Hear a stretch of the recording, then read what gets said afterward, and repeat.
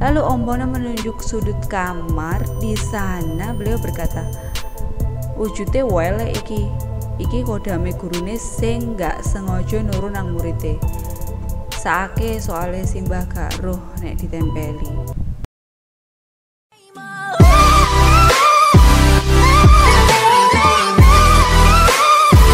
Malam itu saya dihubungi oleh beliau, Pak Bono, di mana beliau meminta tolong saya untuk menolong seorang nenek yang belum bisa mati dan menurut keluarganya hal ini gak wajar.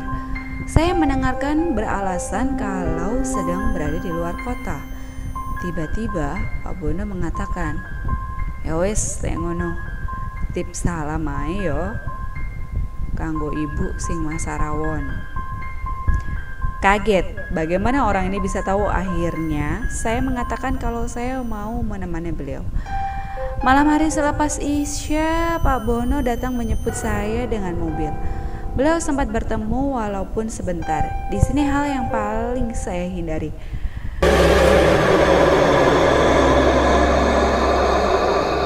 Kita berangkat saat waktu menunjukkan pukul tengah malam.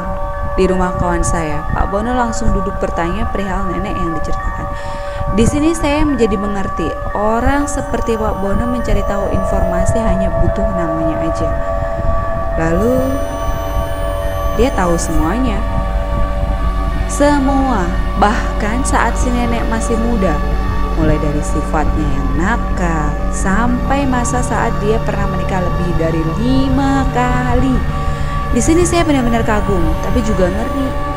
Bahkan dia tahu makhluk apa aja saat ini yang ada di samping si nenek. Padahal kami belum masuk ke dalam kamarnya, guys. Di sini juga saya tahu ternyata cara beliau menolong itu menggunakan minyak wangi. Jadi ada 5 jenis minyak wangi yang dia bawa dan semuanya punya nama. Sialnya saya nggak hafal karena sedikit berbahasa Arab, tapi ada yang berbahasa Jawa. Nah, dari sini kita mulai sedikit serius. Sambil bercanda dengan tuan rumah, saya memperhatikan Om Bono mengolesi telapak tangannya dengan satu botol dari 5 minyak yang dia bawa. Dioleskan begitu aja, harumnya langsung memenuhi seluruh ruangan. Tapi siapa sangka, bila sebenarnya saat dia sedang berdialog dengan tuan rumah, Om Bono sedang melihat keseluruhan lingkungan ini. Ia tak mau kecolongan, itu katanya.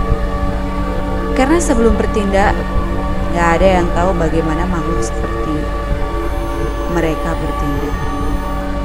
Udah lebih dari 4 kali saya memperhatikan Om Bono ini mengolesi telapak tangannya, sampai akhirnya di botol kelima dia mengatakan kalau sosok yang ada di samping nenek bukan khodam sembarangan. Karena saya juga baru menyadari bahwa minyak yang aromanya sewangi itu bisa lenyap dan dalam hitungan detik.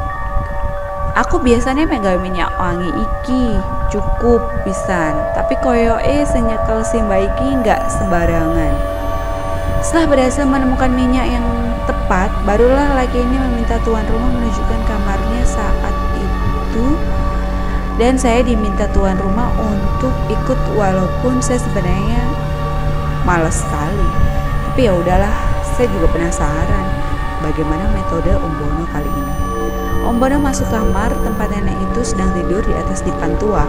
Saya ikut masuk dan saat itulah saya melihat dengan mata kepala saya sendiri nenek yang di depan itu langsung duduk lalu melotot sama saya sambil bertanya, "Sopo iku?" Dan saya masih ingat wajahnya. Om Bono langsung berteriak, "Ojo mlebu sik." Jantung rasanya nggak karuan.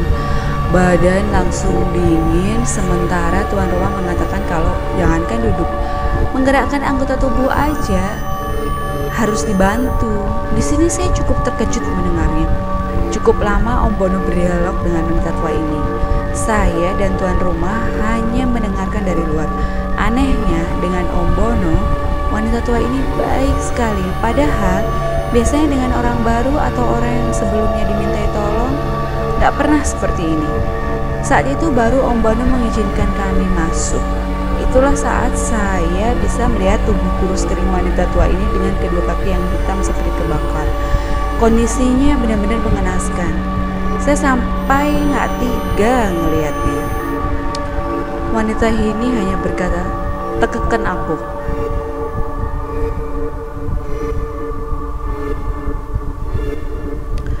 "Tolong nak, patenono ae aku wis ra kuat, aku wis gak kuat." Wanita tua itu terus berteriak seperti itu. Om Bono lalu berdialog dengan tuan rumah bertanya apakah beliau memiliki guru. Anak-anaknya nggak ada yang tahu. Om Bono juga nggak bisa menebak lebih jauh. Lalu Om Bono menunjuk sudut kamar. Di sana beliau berkata, "Wujute wele iki kodame gurune sing nggak sengaja nurun nang murite. Saake soalnya simbah gak roh nek ditempeli." Setelah berdiskusi dengan tuan rumah mencari jalan gimana baiknya, akhirnya sepakat bila Om Bono akan mengambil secara paksa. Beliau memijit kaki wanita itu yang sebenarnya nggak bisa digerakkan sembari bertanya kepada tuan rumah, "Pernah mengganggu?" Salah satu anak menjawab, "Pernah Om, kadang dia suka manggil-manggil tapi suaranya itu terdengar bukan suaranya ibu. Dia suka menggoda malam-malam." Om Bono mengangguk. Saya yang penasaran lalu bertanya, "Manggilnya gimana?" Disinilah tuan rumah bercerita. Saat beliau tidur sendiri di kamar, tiba-tiba terdengar suara, "Ti, tangeo ti, merene nduk, ibu kangen." Bu Sumiati akhirnya terbangun. Ia mencari sumber suara yang rupanya datang dari kamar wanita itu. Cukup menyeramkan guys, gue merinding. Perlahan-lahan Bu Sumiati mendekat. Ia berdiri di depan pintu berniat membuka saat beliau menyentuh, lalu dari balik pintu suara itu terdengar menggelegar, "Kau ini gak mesakne aku ta? Aku luwe." Suara itu seperti suara lagi. Akhirnya semenjak kejadian itu, setiap malam sebelum tidur, Bu Sumiati menyiapkan makanan di atas piring, meletakkannya begitu saja di dalam kamar, dan anehnya makanan itu bisa habis dengan sendirinya, padahal wanita tua itu gak bisa bergerak sama sekali. Om Bono terus-menerus memijit, lalu perlahan-lahan wanita itu mulai menjerit seperti kesakitan. Padahal Om Bono hanya menyentuh kulitnya aja, tapi rasanya teriakan wanita itu seperti badannya sedang dikuliti. Anak-anak dari wanita itu sampai meninggalkan ruangan gak sanggup melihat ibunya kesiksa seperti itu. Saya menemani Om Bono selama proses itu lama sekali, sampai akhirnya wanita tua itu diam. Om Bono lalu memastikan bahwa nggak ada lagi yang menahan si wanita ini. Untuk itu Om Bono meminta baju bekas dari wanita tua ini. Om Bono berkata, "Khodam yang entah milik siapa ini menurun secara nggak sengaja, ditambah rupanya dulu wanita tua ini diam-diam memperagakan sesuatu yang Om Bono nggak bisa menceritakan, namun beliau hanya menyebut saat muda wanita ini sangat-sangat nakal sehingga dia harus menuai akibatnya."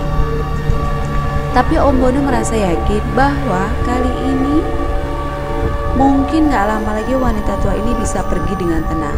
Ia sudah membawa khodam itu, menyimpannya dalam tubuhnya untuk dilepas dalam rumahnya. Saya yang mendengar cerita itu dari mulutnya kadang merasa bingung. Om Bono gak pernah meminta tarif, gak pernah meminta apapun. Katanya dia emang suka ngebantu. Hal itulah yang membuatnya merasa hidup. Saat Om Bono masih muda, ia sudah pernah mencoba ilmu yang sangat hitam. Namun seiring waktu, Om Bono percaya hitam dan putih gak berbeda jauh. Ia bahkan menceritakan pengalamannya membantu seorang ayah yang mencari pesugihan. Om Bono membantu menuruti permintaannya, namun beliau berpesan perjanjian dengan makhluk seperti itu gak sebanding dengan hasilnya. Namun ayah itu gak mempedulikan. Ia hanya ingin kembali kaya. Saat itulah Om Bono menyadari bahwa manusia gak lebih dari makhluk yang gak tahu apa-apa dari luasnya dunia yang bisa dilihat dan gak bisa dilihat. Ayah yang meminta pesugihan itu menjadi menolong nyaris gila saat akhirnya menolak pesugihan itu setelah diperlihatkan apa yang harus dia bayar. Di mana di dalam semedinya ia melihat anak perempuan pertamanya dicabik-cabik oleh buaya. Tulang belulangnya disisakan untuk si ayah sebagai ganti harta yang bisa diberikan. Tapi itu adalah kisah masa lalu untuknya. Sekarang beliau lebih memilih bekerja di pabrik obat sembari sekali membantu orang. Jujur, Om Bono ini adalah salah satu orang yang paling saya hormati karena selain bisa menjadi sosok kebapaan, beliau juga bisa menjadi sosok teman. Banyak sekali pengalamannya tentang dunia. Dan tulisan ini saya buat untuk menghormatinya. Kalau di luar sana pasti masih banyak orang yang baik yang gak serta-merta menggunakan ilmunya untuk keburukan seperti laki ini. Mungkin malam ini cukup sampai di sini dulu cerita tentang beliau. Berikutnya saya akan melakukan polling untuk melanjutkan cerita-cerita yang lain. Dan cukup sampai di sini pula saya menceritakan cerita dari si Simple Man ini. Terima kasih sudah mendengarkan. Assalamualaikum warahmatullahi wabarakatuh. Dadah.